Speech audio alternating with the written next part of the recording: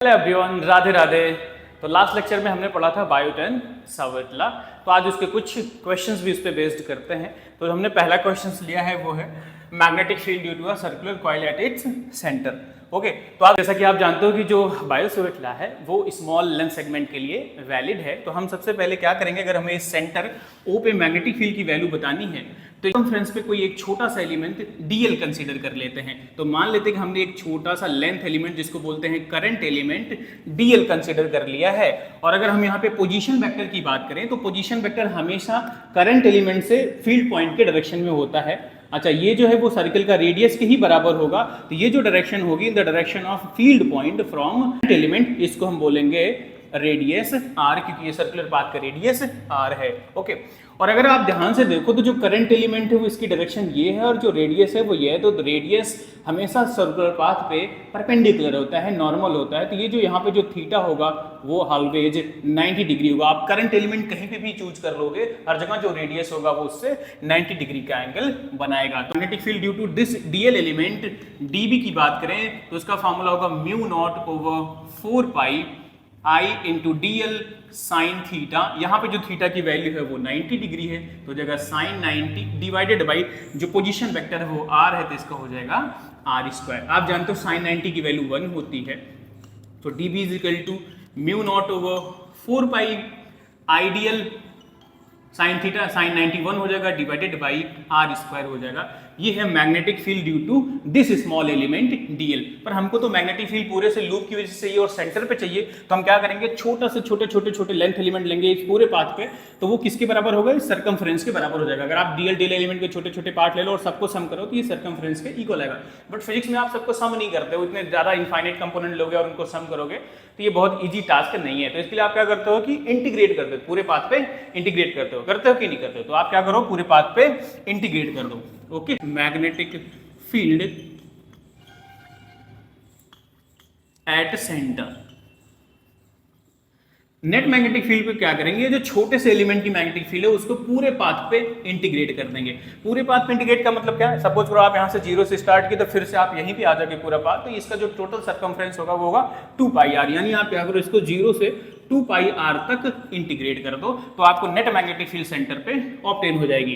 तो magnetic field की value देखो आप, जो चीजें कांस्टेंट है उसको इंटीग्रेशन से आप बाहर कर सकते हो। म्यू नॉट अपॉन 4 पाई कांस्टेंट क्वांटिटी है, करंट जो गिवन अमाउंट ऑफ करंट है वो भी कांस्टेंट है, और आर भी आपका रेडियस ऑफ सर्कुलर पाथ है वो भी कांस्टेंट है, इसको आप बाहर कर सकते हो। तो form over 4 pi I divided by r square, ये सब कांस्टेंट से बाहर कर लोगे, 0 to 2 pi r into dl हो जाएगा। ओके, तो डीएल का जो इंटीग्रेशन करोगे आप, है ना, आप जानते हो डीएल का इंटीग्रेशन अगर आप देखो तो डीएल के इंटीग्रेशन को आप L to the power 0 DL भी तो लिख सकते हो।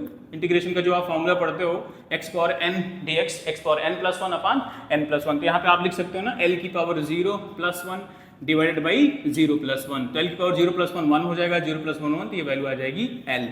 तो यहाँ पे हम वैल्यू लिख सकते हैं, वैसे भी आप डायरेक्टली भी कर सकते थे। ये वैल्यू आ जाएगी mu naught I over 4 pi r square into l, limit हो जाएगी 0 to 2 पाई आर। और इंटीग्रेशन की लिमिट साइल करते हैं, upper limit minus lower limit. Upper limit 2 pi है, लोअर लिमिट 0 है, तो 0 से कोई मतलब नहीं निकलेगा, तो आ जाएगा mu naught over I 4 pi r square into 2 pi r आ जाएगा। आर से आर कैंसिल हो जाएगा, 2 पाई से 2 कैंसिल हो जाएगा, तो सेंटर पे जो वैल्यू आएगी वो आएगी म्यू नॉट आई ओवर 2 बचा यहाँ पे, कितना हो जाएगा 2r, mu naught I over 2r Tesla. Okay, 2r Tesla, ये आ जाएगा सेंटर पे इसकी मैग्नेटिक फील्ड की वैल्यू हो जाएगी। अच्छा, डायरेक्शन की बात करें तो उसके लिए भी राइट हैंड थंब रूल है। राइट हैंड थंब रूल कहता है अगर किसी सर्कुलर करंट करिंग वायर में फिंगर्स को उसकी डायरेक्शन में कर्व कर लो तो थंब जो है उस पर मैग्नेटिक फील्ड की डायरेक्शन को बताएगा। जैसे यहाँ देखो आप, करंट एंटी क्लॉकवाइज डायरेक्शन में फ्लो हो रही है, तो अगर एंटी क्लॉकवाइज डायरेक्शन में हम फिंगर्स को कर्व कर दें तो थंब हमारा जा रहा है आउट ऑफ द पेज, यानी जो यहाँ पे सेंटर पे मैग्नेटिक फील्ड होगी उसकी डायरेक्शन होगी आउट ऑफ द पेज, यानी यहाँ पे जो मैग्नेटिक फील्ड की वैल्यू होगी आउट ऑफ द पेज, उसको हम डॉट से दिखाते हैं। तो सेंटर पे जो वैल्यू होगी उसकी वैल्यू तो होगी magnitude mu naught I over 2r, पर जो डायरेक्शन होगी out of the plane of paper, out of the plane of paper. Okay, an electron in a hydrogen atom revolves around its nucleus with a speed of 6.76 10 power 6 meter per second in an orbit of radius 0.52 angstrom. The magnetic field produced at the nucleus of hydrogen atom is that is Tesla. तो आपको find करना है कि magnetic field की value कितनी है. Okay, तो सबसे पहले डाटा देख लेते हैं क्या क्या गिवन है अपने पास. तो क्या क्या गिवन अमाउंट देख लेते हैं. क्वांटिटी गिवन दैट, तो अपने पास सबसे पहले दिया है स्पीड ऑफ द इलेक्ट्रॉन जो है 6.76 into 10 to the power, radius of the orbit दे रखा है 0.52 एंगस्ट्रॉम. 0.52 एंगस्ट्रॉम आप जानते हो, एक एंगस्ट्रॉम में 10 to the power minus 10 metre होता है. इसको कन्वर्ट करेंगे तो आएगा 0.52 into 10 to the power 10 metre.